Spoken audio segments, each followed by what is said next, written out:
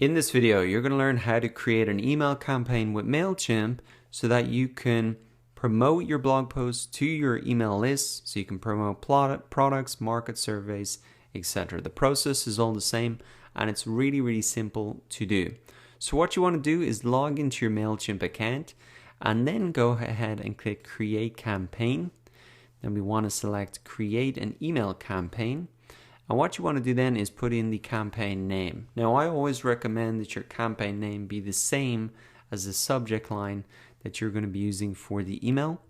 So I will just put in an example here, how to capture emails without a website. Then click Begin. And I'm going to, by default, this will show and send it to your entire list. And I'd recommend that you do that if you have a small list. If you have a very big list, you can start to segment it down if you want and send only this email to a certain segment of your audience. But for the most part, you'll probably be sending it to the entire list, and you can leave that selected and then click Next. Now in here we want to fill out a little bit more of the campaign info. So as I said, I'd recommend that you use the campaign name, the same as the subject line. You can just edit those if you want. Next in, you want to add some preview text, and this snippet will appear in the inbox after the subject line. So what you might do is, if you've quite a long subject line, this probably won't even show in the inbox, but if you've got a very short email subject line, you can add this in. And again, you want to think about this in the same way as the subject line. Is this going to help people open the email?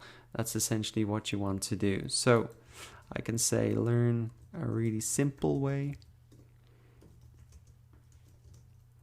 to capture emails needing a website. So again, kind of encouraging people to see the benefits, and then I'll show them the how-to once they open the email. Now the from name, this is my kind of personal email list, so I'll just leave it as my name, but it could be the company name. You want to put in your from address as well. And down here, you can see that there's a number of tracking options. Probably the most important one that you want to enable is Google Analytics tracking. It'll walk you through the steps here to set that up. But if you haven't, what you can do is go ahead and click Save and Exit. And then you can come, say, to your dashboard in a new tab. You can come up to Account, Integrations, and then you can just connect with Google Analytics there. And the advantage of doing this and enabling this integration for this email campaign is that in your Google Analytics reports, in the campaign reports, you're going to be able to see how many people actually clicked through to your website from this specific email. And that is incredibly important to know. So you can check maybe the next day, okay, how many people actually ended up on my site because of this email. So that's really important to enable if you want to track that. Now, once you've got that done, you can click Next. And in here now, there are a ton of templates that you can select. There are some really fantastic professional looking ones. You can drop images in. You can do all sorts of stuff. For this example, I'm just going to use the simple text. And to be honest, this is the type of email that I send out most often as well. I think it just is a little bit more casual, seems a little bit more personable. So what you want to do is maybe adjust the first line in the email, and this can often be just the subject line again. And then what you can do is adjust the text as well. So I can say something like, click below to learn how to set up. So what I've said there is, click below to learn how to set up a free landing page with Mailchimp so you can collect emails without needing a website. Now what I want to do is make sure that I input the link, and what I can do is just actually paste a link in there if I wanted to. So I'll just say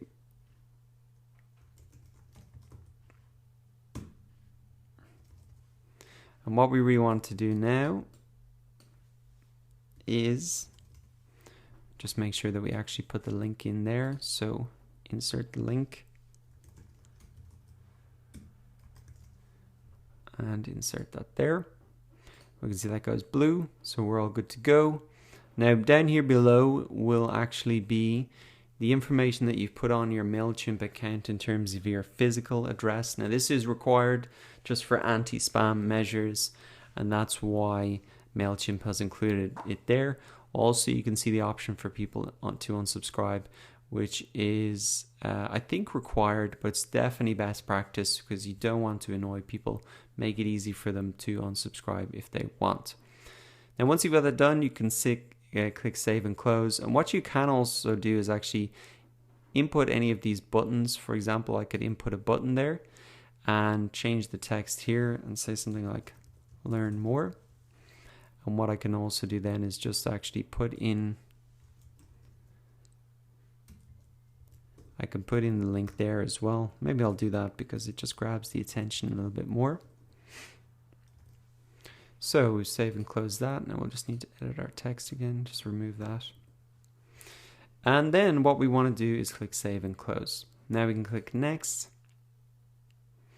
And looks like we're all set to go now. We can see we've got the green ticks against all of the different parts. Now a very important thing that you want to do before you go ahead and send out any emails is just make sure that everything looks okay. So what I'd recommend you do is go ahead and send a test email, and you can just send that to your own personal account. And really you just want to look at this email from the perspective of somebody who's going to get it into their email account. So to do that, you want to log in to your email account. And then you might have to wait a couple of minutes for this to come through. And you can see it there. It says test here, but it's not going to say that in the real email. And how to capture emails without a website. So ask yourself, would I open that? Is that a good enough subject line? Should I maybe change it? You can see the snippet text here as well. Is that being cut off? Is there more important information that could move to the start of that? Again, really ask yourself, would you open this email? Because if you're saying, I don't know, or maybe not, well then maybe you can come back and work on this, because that's critical to people even clicking through to your website. So once you're happy with the subject line or have spotted something you can improve, you can open the email, check the spelling, maybe read it out loud a couple of times, make sure the information here is accurate, and most importantly, make sure this link is working.